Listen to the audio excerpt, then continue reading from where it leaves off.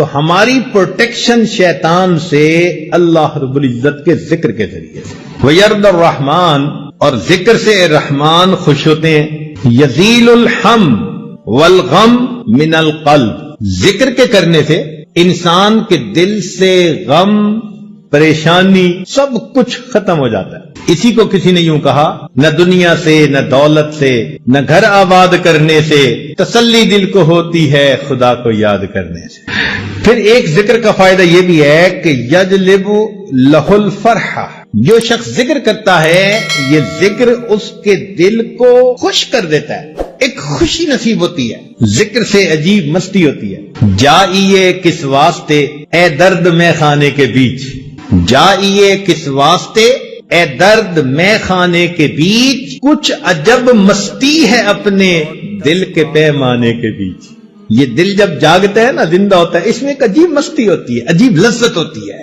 اسی کو حضرت باہو رحمت اللہ نے فرمایا، الف اللہ چمبے دی بوٹی مرشد من میرے وچ لائی ہو، نفی اسبات دا پانی ملیا ہر رگے ہر جائی ہو، اندر بوٹی مشک مچایا جان پھلن پر آئی ہو، جیوے مرشد میرا باہو جے اے بوٹی لائی ہو.